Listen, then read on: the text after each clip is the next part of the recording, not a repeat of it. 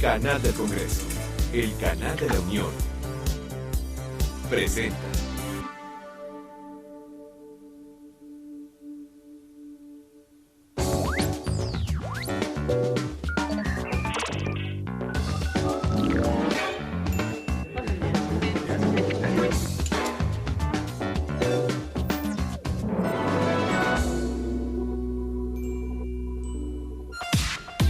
Bienvenidos nuevamente a Código Democracia, un espacio para el diálogo abierto y plural, donde discutiremos los temas de influencia de los medios de comunicación en el desarrollo económico, político y social de México.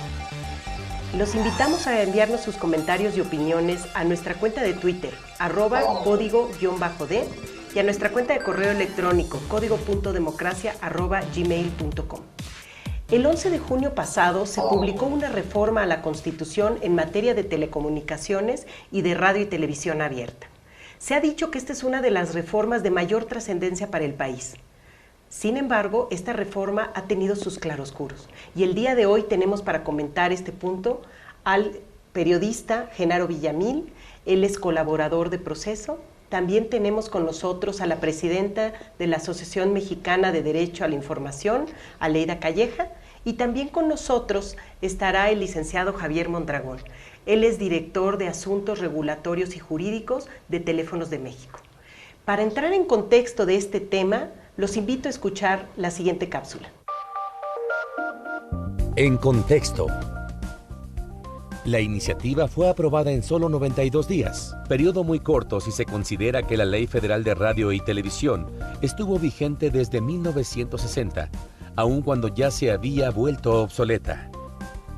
En diversas ocasiones, agrupaciones sociales, académicas, ciudadanas y de profesionales de comunicación insistieron en la necesidad de transformar esta ley, presentando incluso la iniciativa ciudadana en el año 2002, pero fue hasta el 2013 que se llegó a un acuerdo para realizar las reformas necesarias. Las modificaciones que se promulgaron son: actualizar el marco legal, crear nuevos órganos reguladores independientes, promover la competencia, establecer una política de acceso democrático a las tecnologías de la información e impulsar una mayor infraestructura. En contexto. Tengo el honor de presentarles a Genaro Villamil. Bienvenido y gracias por estar con nosotros. Gracias, Clara. Buenas tardes. También está con nosotros Aleida Calleja, presidenta de la Asociación Mexicana de Derecho a la Información. Bienvenida. Un gusto, gracias. Y con nosotros también el licenciado Javier Mondragón. Gracias por estar aquí. Gracias por tenernos, por invitarnos. Muchas gracias. El día de hoy vamos a discutir el tema de la reforma en telecomunicaciones. Y me gustaría comenzar, Genaro, si nos puedes dar el balance de esta reforma. ¿Son avances? ¿Son retrocesos? ¿Hay faltantes? ¿Cuál sería tu opinión, Genaro? Como en toda reforma hay una serie de avances muy importantes. Es una reforma muy ambiciosa, es una reforma constitucional hasta ahora, que todavía tiene que recorrer el camino de las leyes secundarias. Pero desde mi punto de vista es que por muy importante que sea una reforma constitucional como esta, si al ciudadano, al usuario de las redes de telecomunicaciones o a la audiencia televisiva, esto no les va a representar en mejores contenidos, en mejor programación, en mejores servicios de internet de banda ancha, en mejor interconexión, pues lo van a ver un poco distante. Y yo creo que eso es lo que ha estado sucediendo, que la clase política, los sectores especialistas en este tema, pues han estado hablando mucho de eso, pero no siento que le haya llegado al ciudadano como una de sus prioridades. Y creo que esto va a ser lo más importante de la reforma, es decir, aterrizarlo y hacerle sentir al ciudadano por qué es importante una reforma de este tipo y cómo él puede incidir también en esa reforma, ¿no? Gracias, Genaro. Y en este caso, Aleida, tú por muchos años has sido una activa impulsora de este tipo de reformas y hasta ahorita se ven concretadas. ¿Consideras que esto es un logro ciudadano o, como dice Genaro, todavía hay mucho camino por recorrer? A ver, yo lo que pondría en perspectiva es que sí tenemos pues casi 50 años de retraso en materia del marco normativo de radiodifusión, casi 20 años en telecomunicaciones, Y hay que decir que, en efecto, una buena parte de la población, como dice Genaro, no está enterada de lo que significa esta reforma, que es muy ambiciosa y que yo digo es de telecomunicaciones, es de radiodifusión, es de competencia económica y también de derecho a la información, porque se incluyeron muchos derechos que no estaban, ¿no? Ahora, no es producto, esta desinformación, no solamente es producto de este momento, sino de una situación histórica que hemos tenido a lo largo de este tiempo, en el que los temas de radiodifusión, los temas de telecomunicaciones, los temas incluso de derecho a la información, eran temas de especialistas. Claro. Hasta hace no 10 años, 15 años, eran temas que se discutían solamente entre un círculo rojo de académicos. ¿Por qué? Porque al poder gubernamental y al poder económico, le fue muy útil que la población no estuviera enterada del impacto que tenía para la sociedad el hecho de que esos derechos informativos no estuvieran garantizados. Entonces me parece que estamos viendo la consecuencia de décadas de complicidades entre los poderes políticos, los poderes comerciales de radiodifusión y de telecomunicaciones, y que ahora toca una tarea muy importante, yo diría en 3 sentidos. La primera, que de veras la población sepa qué significa para su vida cotidiana y para la democracia esta reforma. 2, que verdaderamente lleguemos a leyes reglamentarias que sí en la práctica partan a los monopolios que tenemos y que han hecho tanto daño, y tomar en cuenta que incluso en este país ha sido más fácil cambiar la Constitución que llegar a las leyes reglamentarias, ¿no? Y un tercer punto, yo diría, es que sí se siga manteniendo la voluntad política de las principales fuerzas del país para que esto llegue a buen puerto. Yo sé que la reforma tiene falencias, que hubiéramos querido que hubiera tenido mucho más cosas, pero que hay que reconocer que es producto de una negociación política en la que vemos muchos ciudadanos reflejados las demandas que hemos tenido durante 30 años, algunas incompletas, pero que finalmente ahí están.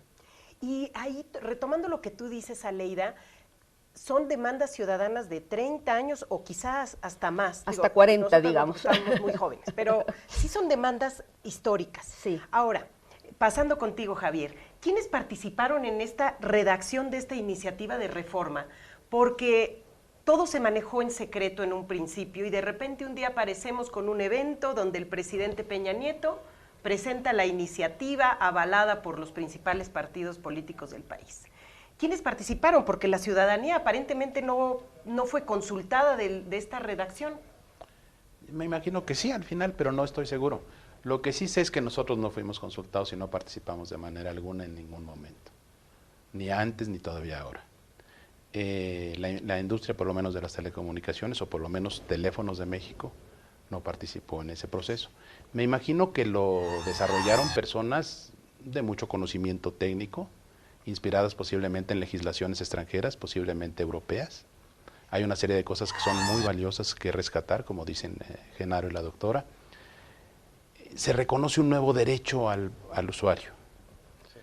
Derechos a pertenecer a la sociedad de la información. Ese derecho que implica la posibilidad de obtener todas las ventajas que eso implica, es muy importante y muy valioso. Si a mí me pusieran a elegir entre qué es más importante de la reforma, yo diría que eso es lo fundamental. Dar el derecho de acceso a las telecomunicaciones, dar el derecho de acceso a la tecnología de la información, dar el derecho a la radiodifusión y dar el acceso a estar integrado, a formar parte de la sociedad moderna actual.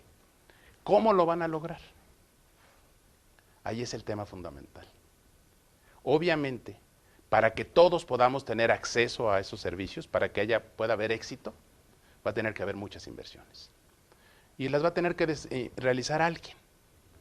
Aparentemente el Estado está dispuesto directamente a abandonar aquella idea de las fuerzas creativas del mercado y ahora va a participar de manera directa. La experiencia dirá si es la decisión correcta o no. Los otros que tienen que participar invirtiendo son los participantes del mercado. O sea, está el Estado y está el mercado que deben de participar. ¿Cómo van a participar los integrantes del mercado, los proveedores de los servicios? Pues en la medida en que la legislación los estimule a participar. Si los estimula a no participar, no participarán. Entonces aquí el tema fundamental es que yo no veo una reforma destinada a proteger a los competidores. No veo una reforma destinada a proteger la ineficiencia, por el contrario. La reforma constitucional dice para que se dé el desarrollo eficiente de las telecomunicaciones y para que se proteja el interés de los ciudadanos y de los usuarios del servicio. Y para que se proteja su interés y para que haya un desarrollo eficiente de las telecomunicaciones, tiene que haber inversión y desarrollo. Y eso es lo que va a tener que discutir ahora el Congreso y todos los que participaron. ¿Cómo hacer que haya inversión y desarrollo? Claro. Y competencia. Y competencia. Y en el tema de la competencia hay que ver cómo percibimos la competencia y qué es lo importante de la competencia. Porque la competencia se puede dar o por infraestructura o por servicios. En los países donde se ha dado la competencia por infraestructura, como Estados Unidos, ha habido crecimiento y desarrollo. Están muy avanzadas las inversiones. Hay países, algunos países en Europa, que se decidió hacer la competencia por servicios. Utilizar la red de uno para que todos puedan dar servicios sobre esa red. Y eso ha generado otros beneficios. Mayor número de usuarios, reducción notable de precios, una mayor calidad o cantidad de servicios y una absoluta falta de inversión. Y el resultado es que ahorita las redes de telecomunicaciones de Europa están totalmente rebasadas por las redes de telecomunicaciones de Estados Unidos. Y los gobiernos europeos ahorita están desesperados para ver cómo crean la fórmula para que haya inversión. Cada país, Alemania, España, Francia, procura defender a su red, dándole ciertos derechos, por ejemplo, una vacación legislativa o vacación regulatoria para que inviertan en nuevas redes y durante algunos años no estén obligados a compartir sus redes. Pero los gobiernos de la Unión Europea, los reguladores europeos, insisten en que la fórmula es la competencia y que donde no haya inversión, pues tiene que haber reparto de la inversión que ya realizó uno. Eso no necesariamente conduce al bienestar de los usuarios. Entonces aquí lo importante es que privilegiemos y que definamos a quién queremos proteger. Yo leo la reforma constitucional en forma muy positiva porque entiendo que quiere proteger a los usuarios. Ahora, te tomaría lo que dices. Eso es lo que parece ser. Habrá que ver el detalle, porque los tres han coincidido que habrá que ver el detalle de la ley secundaria.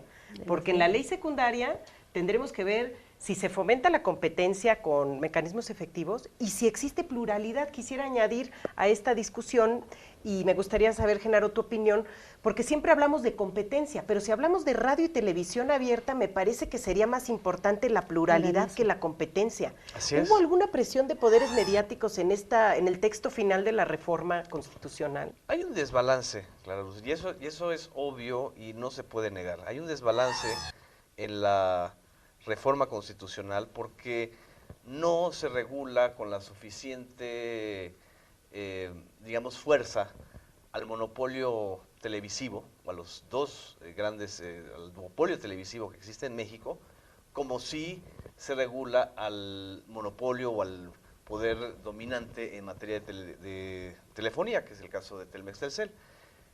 Es evidente que hay un desbalance. Y esa fue también parte de la historia secreta de esta reforma, que no se ha ventilado, que a los ciudadanos no se les ha dicho, que evidentemente hubo muchas presiones para que en esta reforma no se incluyera el asunto de concentración publicitaria, de concentración de audiencias, de todos esos criterios que ayudarían a realmente definir en campos mucho más equitativos la competencia tanto en un área como en otra. Pero aparte de eso, a mí también me preocupa mucho esta especie de sacralización de la competencia económica como si fuera en automático lo que va a mejorar contenidos, lo que va a garantizar el derecho de los usuarios de telecomunicaciones y los derechos de las audiencias, lo que va a garantizar el acceso a la información. El gran riesgo es que caigamos en una trampa en donde al querer sacralizar la competencia o la competitividad también, perdamos de vista que el riesgo más importante está en eliminar la pluralidad. Porque podemos tener muchos canales de televisión que digan lo mismo. Podemos tener más estaciones de radio que digan exactamente lo mismo. O podemos tener muchos servicios de banda ancha que a final de cuentas no garanticen mejores precios para el usuario por falta de inversiones.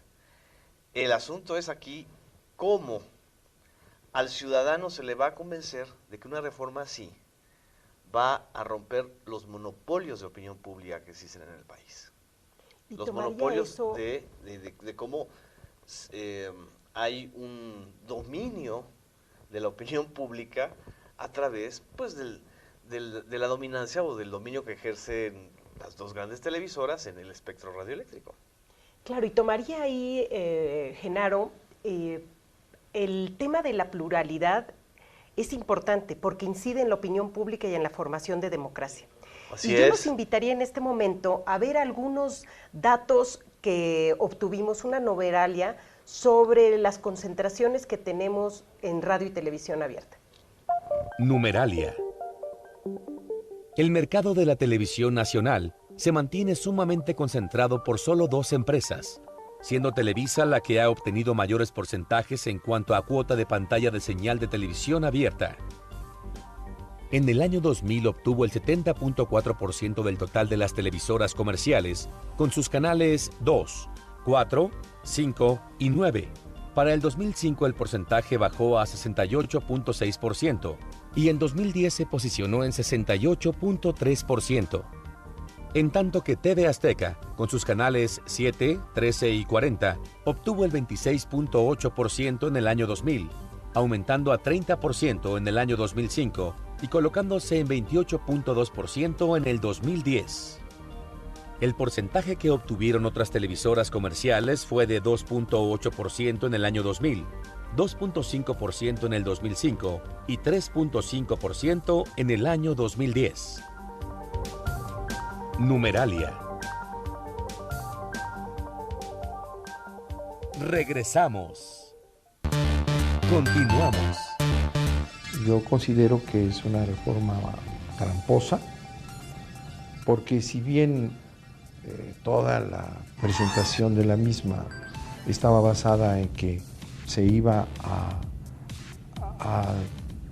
romper los grandes monopolios en los medios, le hace Televisa, Telmex, ¿no? Sin embargo, la reforma no es equitativa en ese sentido. A Telmex sí lo desarman, le establece la reforma constitucional facultades del nuevo órgano para desarmar a Telmex y abrir el área para que haya competencia, que es la palabra mágica. Ahí sí está muy bien planteado, pero en televisión no. En televisión queda a las leyes secundarias. No se olviden de hacernos llegar sus opiniones y comentarios a nuestra cuenta de Twitter, @código_D, y a nuestra cuenta de correo electrónico, código.democracia@gmail.com. Veíamos en la numeralia algunos datos que yo sé que vivimos de estadísticas, pero no sé si quieren generar alguna opinión al respecto. Yo tengo varias. De entrada, la reforma constitucional parece referirse solo a un operador y no a 2. En materia de radiodifusión, no se da cuenta de que hay un duopolio que se repartieron en el mercado y pareciera de referirse solo a una empresa. Por otro lado, yo sí quisiera decir, coincidiendo con Genaro, creo que es la primera vez que coincidimos, que la competencia por sí misma no siempre trae los mejores resultados.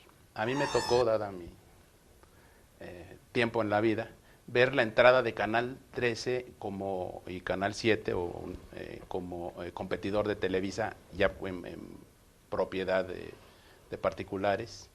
Y lo primero que destaco, yo era vicepresidente jurídico de Televisa, lo primero que destaco es la absoluta reducción del nivel de calidad. O sea, se pasaron de un tipo de programación a otro totalmente distinto. Primero Televisión Azteca para alcanzar mercado y después Televisa para defender ese mercado.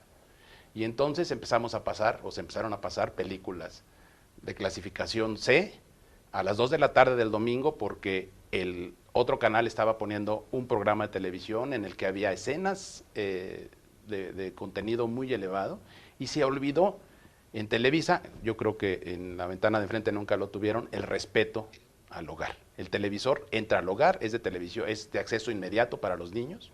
Es una vergüenza que los canales de televisión para niños, el horario de las 9 de la mañana, se interrumpa para pasar comerciales de escenas de violencia o de sexo para que vean las señoras la telenovela de la noche. Entonces, No más para completar, sí. perdón, los infomerciales. La inundación de infomerciales, que es violatoria además a lo que está establecido en cuanto de cuestión Al porcentaje de publicidad. porcentaje de publicidad de contenidos, ha sido inundado por en todas las estaciones de televisión, ¿no?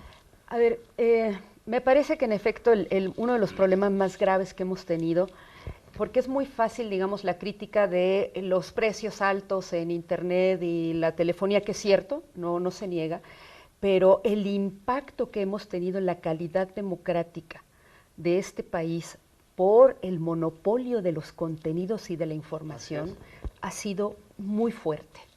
Y lo que me parece es que va a ser clave, y coincido, creo que de las grandes críticas que tenemos es que la partición de monopolios en telecomunicaciones es muy clara en la reforma constitucional, pero en el ámbito de la radiodifusión se protegió a las televisoras, hay que decirlo con todas sus letras. Se les afecta, pero no de la misma manera.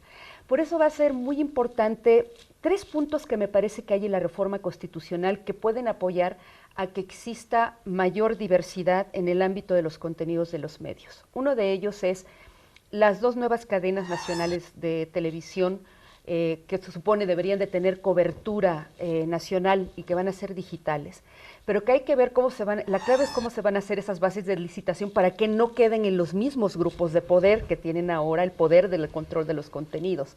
El segundo es la creación por primera vez de una cadena nacional de televisión pública, pero que sea verdaderamente pública, porque si no vamos a caer en lo mismo que tenemos ahora de televisoras oficialistas, de televisoras que no tienen la suficiente independencia editorial y de operación y que por lo tanto no son una opción para la población en sí misma.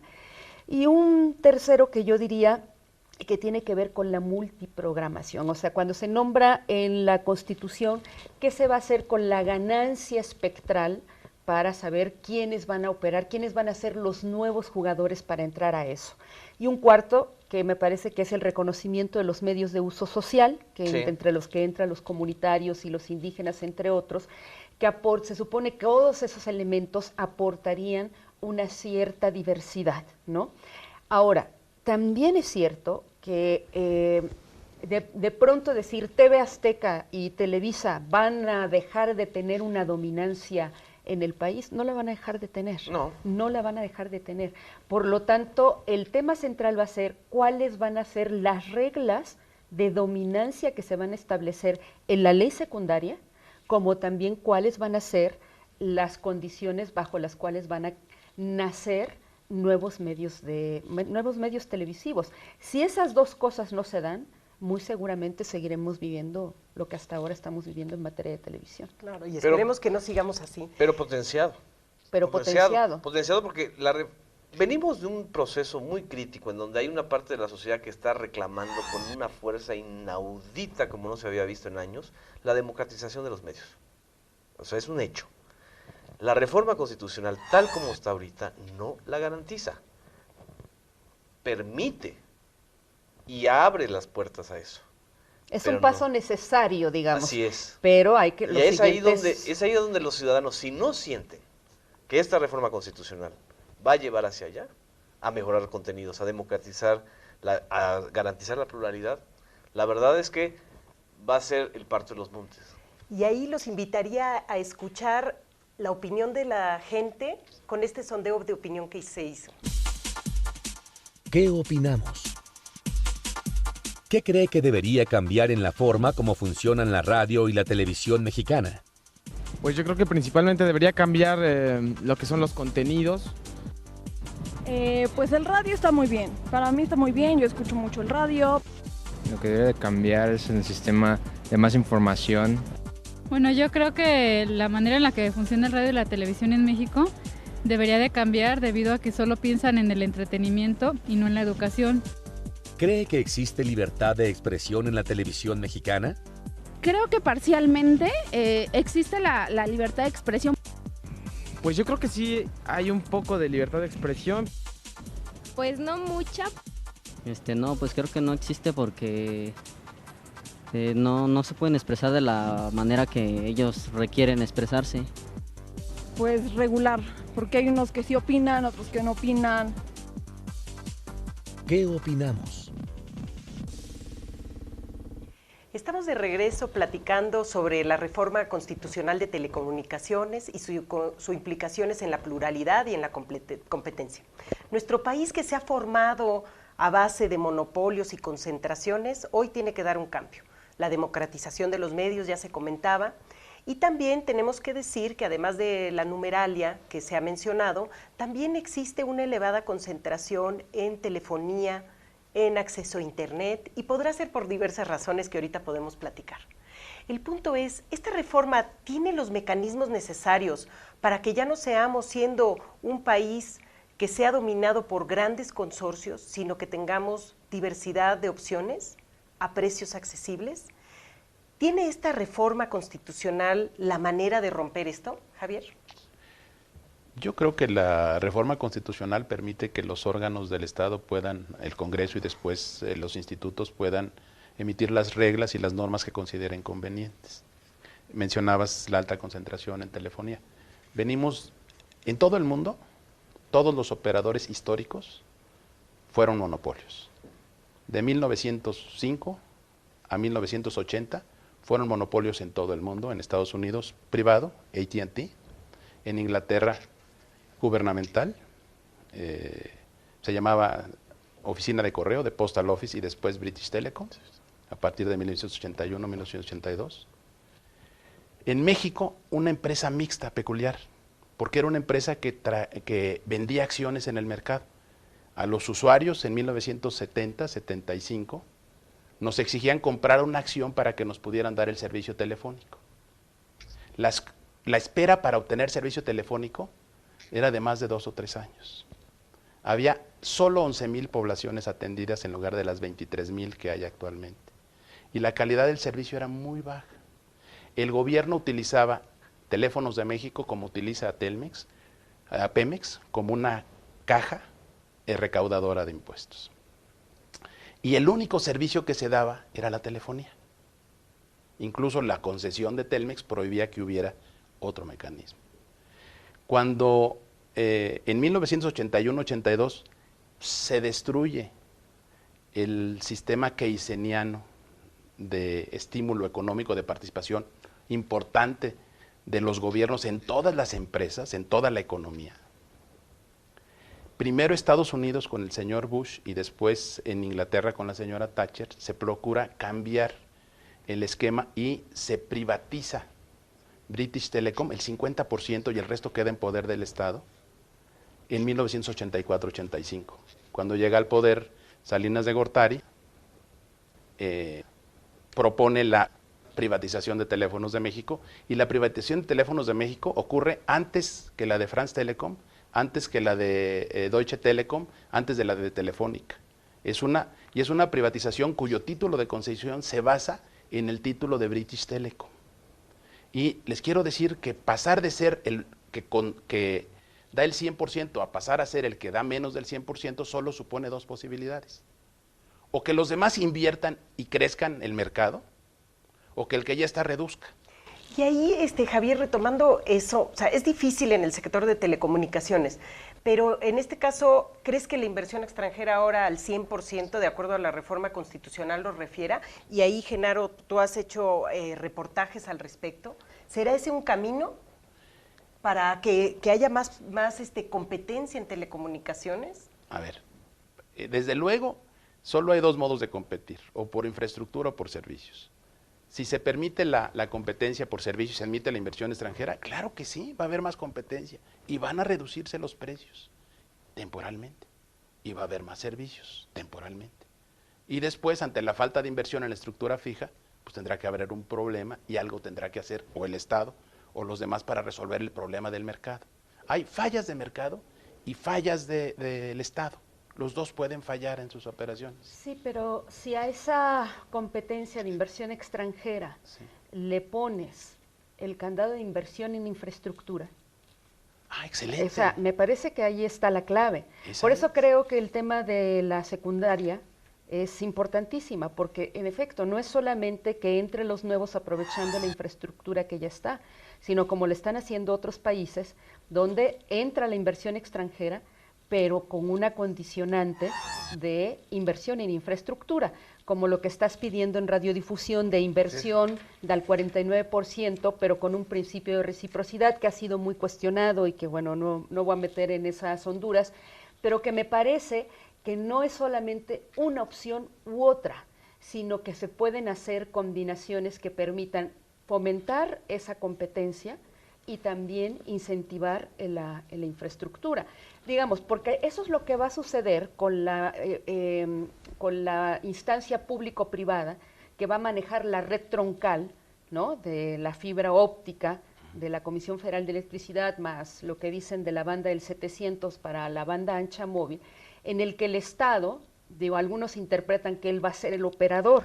Yo leyendo el texto constitucional digo, es que va a tener, digamos, la rectoría de esas redes, pero va a permitir la inversión privada. Es decir, se trata de que se genere la infraestructura para que la población más alejada de Santa María Tlahuitoltepec pueda tener acceso a la última milla para realmente acceder a la banda ancha, ¿no? Y ahí, digamos, creo que se puede combinar. Permítame, Sí. Leida, justo con lo que dices, ir a este sondeo respecto a telefonía celular y acceso a Internet. ¿Qué opinamos? ¿Qué tan importante sería que todos los mexicanos tuvieran acceso a Internet? No, pues yo diría que es una manera muy importante porque ya la Internet ya es parte de uno, ya es de la vida diaria. Creo que es una de las partes más importantes que debe de existir. Es muy importante. Debería de ser así que todos lo tuviéramos. Yo creo que es de suma importancia debido a que en el Internet existen las herramientas indispensables tanto para la vida diaria como para la educación, como para formarnos. ¿Qué opina de las tarifas y la calidad del servicio de telefonía celular? Hay partes que ni siquiera llega la recepción. Yo digo que la telefonía está bien. En algunas es muy buena y en otras es muy mala. Son muy altas las tarifas, el servicio es deficiente. ¿Qué opinamos? Agradecemos a todos los que nos han hecho favor de hacer llegar sus opiniones y continúenlo haciendo a nuestra cuenta de Twitter, @código_D, y nuestro correo electrónico, código.democracia@gmail.com. En un momento continuamos con Código Democracia. Regresamos. Continuamos. Por favor, continúenos enviando sus opiniones y comentarios a @código_D y a nuestro correo electrónico código.democracia@gmail.com. Ahora quisiera invitarlos a escuchar la opinión de uno de los miembros del Consejo Consultivo del Canal del Congreso. Editorial. Luego de su paso por el Congreso, el pasado 11 de junio fue promulgada la reforma de telecomunicaciones. Como se sabe, esta reforma implicó la modificación de 8 artículos de la Constitución de nuestro país y ello está generando grandes cambios para el campo de la radiodifusión, las telecomunicaciones y las tecnologías de la información y la comunicación, conocidas como las TICs. Si bien cabe un prudente optimismo respecto a temas, a asuntos que fueron insertados en esta reforma, y entre ellos destaca el concepto de servicio público como un concepto rector para entender el funcionamiento de la radiodifusión, las telecomunicaciones, y otros puntos importantes también, como el reconocimiento jurídico a los medios comunitarios, a los medios indigenistas, a los medios ciudadanos. Hay que hacer notar que otros aspectos de esta reforma sí obedecieron a presiones de los consorcios de telecomunicaciones y fueron modificados en ese tenor o permanecieron acordes a esos intereses.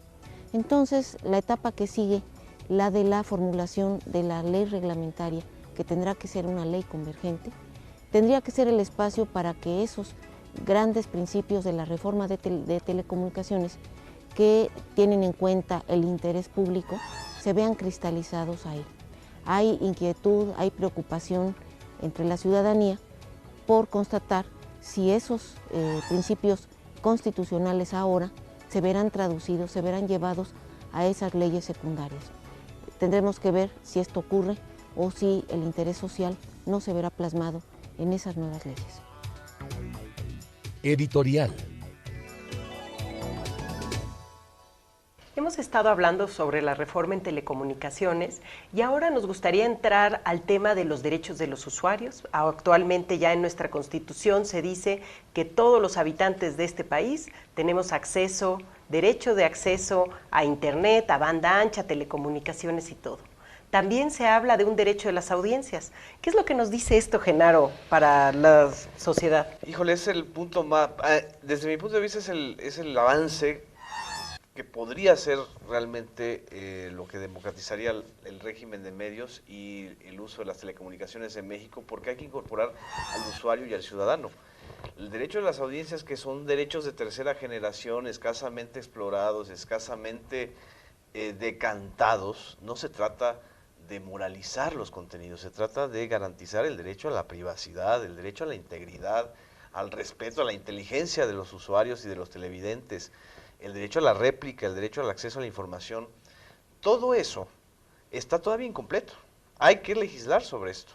Y más ahora en Internet, ahorita que estamos viendo el asunto de Snowden, que ha hecho un escándalo global internacional en donde estamos tomando conciencia apenas hasta ahora de lo necesario que es garantizar la privacidad de los datos personales en los usuarios de las redes sociales y de los múltiples mecanismos de Internet. Y ahí es donde el Estado mexicano, como cualquier Estado, tiene que garantizar esa... eso no lo va a garantizar la competencia económica, no lo va a garantizar que hayan otras compañías, porque ya lo estamos viendo. O sea, el asunto es que los derechos, sobre todo los derechos de privacidad y de calidad en los servicios, eso es un asunto que el Estado tiene que garantizar. Sí, a ver, sí, me parece que la parte interesante de la reforma también tiene que ver con el reforzar la rectoría del Estado sobre las actividades, los servicios de radiodifusión y telecomunicaciones. Es decir, qué buena la competencia, pero el Estado el mercado por sí solo ya demostró que no es realmente lo eficiente que nos dijeron que iba a ser.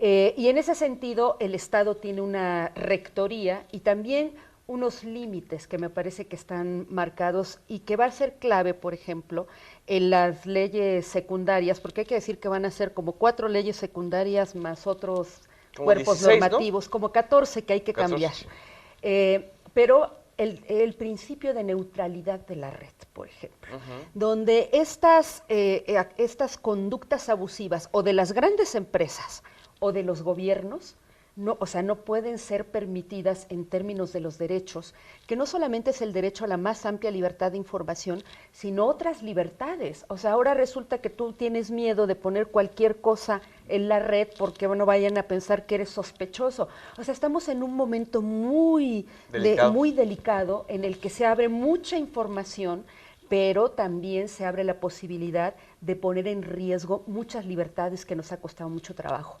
Por eso yo me resisto mucho a que en el tema de las telecomunicaciones y la radiodifusión todo el tiempo se quiera poner como un tema de consumidores o de usuarios solamente. Somos usuarios, pero somos usuarios de servicios en una transacción económica con una empresa o con el Estado, si quieres, pero que trae implícito una serie de libertades civiles, políticas y sociales que nos han costado mucho trabajo. Y yo digo, el primer derecho de las audiencias es tener información plural y diversa. Sí. Entre más información plural y diferentes enfoques tenga, yo estoy más preparada para formarme una opinión libre, real. Lo mismo sucede con el tema de las telecomunicaciones, que mucha gente quiere reducir al tema de las llamadas, al tema del internet, y me parece que tendremos que ampliar esas perspectivas, y yo esperaría que las leyes reglamentarias, especialmente en la convergente de radiodifusión y telecomunicaciones, saltemos esa visión limitada de consumidores y de usuarios, para decir, estamos utilizando herramientas como son las telecomunicaciones o la radiodifusión que sirven para ejercer otros derechos que nos dan libertades en una sociedad democrática. ¿Qué es la visión de la OCDE?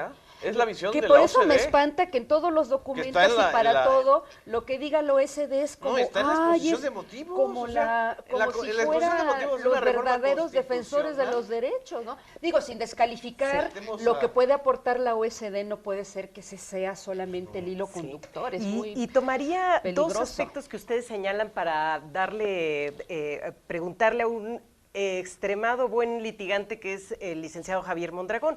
Ustedes están hablando de consumidores que yo coincido con ustedes que no debemos de ser considerados solo consumidores, somos usuarios y somos audiencia. Pero ahí ya estamos asumiendo que hay acceso a las telecomunicaciones. ¿Qué pasa, Javier?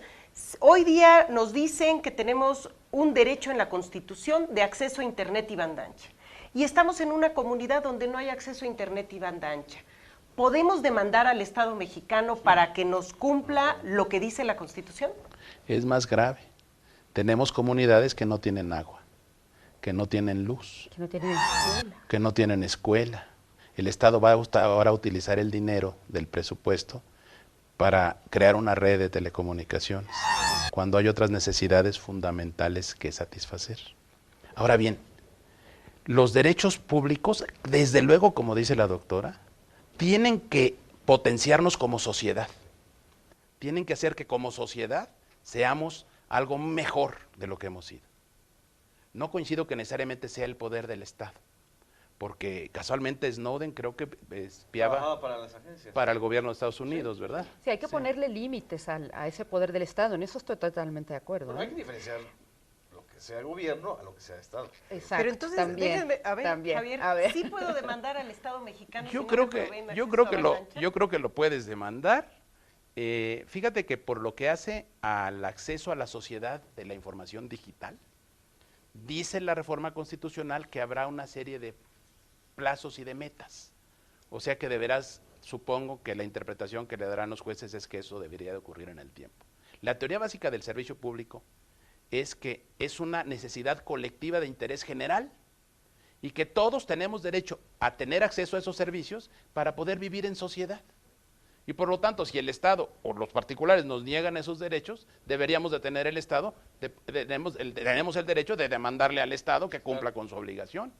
O sea, si alguien tiene una concesión para dar televisión restringida, pues debería darla en toda la población, y no nada más en Paseo de la Reforma, o no nada más en Polanco, los de Axtel, de otras telefónicas que tienen concesiones para dar servicio de telefonía nacional y solo se concentran en el gobierno y en las grandes empresas. Tienen mucho espectro. Que no lo están utilizando, además. Claro. ¿No? Entonces eso está mal. Y ahora los particulares podríamos iniciar acciones para exigirle al Estado, que a su vez le exija a los concesionarios que cumplan con sus títulos de concesión. Va a ser un proceso muy, muy interesante. Y estamos viendo, va a ser un proceso muy interesante. Ojalá que esta reforma resulte benéfica. A mí me preocupa ver de regreso al Estado empresario. Como decías tú, Aleida, quizá están viendo una asociación público-privada, pero la reforma es una reforma que no es clara en cuanto a cuál va a ser el rol del Estado. Lo que sí, la reforma tuvo que llegar hasta la Constitución, lo que debió de haber sido una obligación del Estado mexicano de llevar a la inclusión digital. La inclusión digital no necesitaba una reforma constitucional. Hoy esperemos que ya estando en la Constitución funcione. ¿Cuáles son los siguientes pasos? Bueno, yo digo que muchas cosas no necesitaban estar en la reforma constitucional, pero es de tal magnitud el poder de los poderes fácticos empresariales y de la desconfianza entre la clase política que había que ponerlo a nivel constitucional para luego no echarse para atrás, luego para no echarse para atrás en las reglamentarias, y vamos a ver si de todas maneras. ¿Qué sigue? Sigue la parte del diablo está en los detalles, que tiene que ver con las leyes secundarias, y donde allí de verdad hay que poner toda la atención posible, porque es el qué, cómo, cuándo va a ser posible que se haga lo que dice el texto constitucional. Y en ese sentido me parece que se va a requerir de la gran participación de la sociedad para vigilarlo y para estar atento, y yo lo aviso de una vez, como Asociación Mexicana de Derecho a la Información, estamos junto con muchísimas organizaciones preparando una iniciativa ciudadana, así como lo hicimos en el 2002 que entregamos en el Senado una iniciativa ciudadana, muy pronto lo estaremos haciendo en una iniciativa ciudadana convergente para entregar al Senado. Y eso nos dará gusto conocerla a todos. Desgraciadamente se nos va el tiempo. Unas pequeñas palabras de conclusión, Genaro. Bueno, también nada más viene la integración del organismo regulador. Hay más de 600 candidatos para el IFT. Quedaron 300 nada más que dicen que entregaron documentación, no más 300. Eso vi yo en un comunicado. Entonces tendremos que ver quiénes quedan, ¿no? Bueno, ahí viene otra romería, pero como primera conclusión es, como ciudadanos tenemos que incorporarnos a este debate, estar atentos y al pendiente de lo que se está gestando y de lo que se va a gestar, y que pues tomemos esos derechos nuevos como propios, ejerzámoslo, ¿no? Perfecto. Javier, ¿alguna conclusión? Pues yo los felicito, la verdad es un programa excelente y son muy emotivos mis compañeros, estoy muy contento. Yo espero que sea para bien, que lo que haga el Congreso sea para bien de México. Aleida. Nada, que creo que hay que seguir poniendo a discusión estos temas, porque es sumamente importante y puede cambiar realmente la vida de la gente, pero se necesita que nos involucremos todas las personas posibles. Y esperamos ver la iniciativa ciudadana. Bueno, con esto concluimos el programa de hoy. Yo agradezco a nuestros invitados que hayan venido a compartir sus opiniones, y los invitamos a ver el siguiente programa, que va a ser sobre televisión digital, pluralidad y democracia. Háganos llegar sus comentarios a nuestra cuenta de Twitter, código-d, y a nuestra cuenta de correo electrónico, código.democracia@gmail.com. Los esperamos en la siguiente emisión de Código Democracia en el canal del Congreso. Si quiere conocer más sobre este proceso de reforma en telecomunicaciones y las opiniones vertidas por distintos sectores, consulte el vínculo de internet que aparece en su pantalla.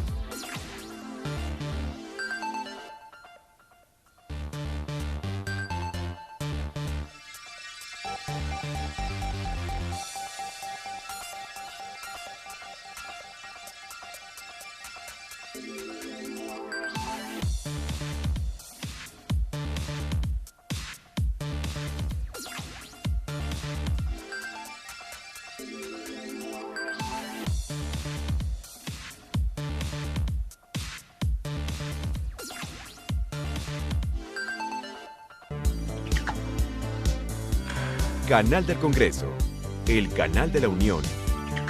Presentó.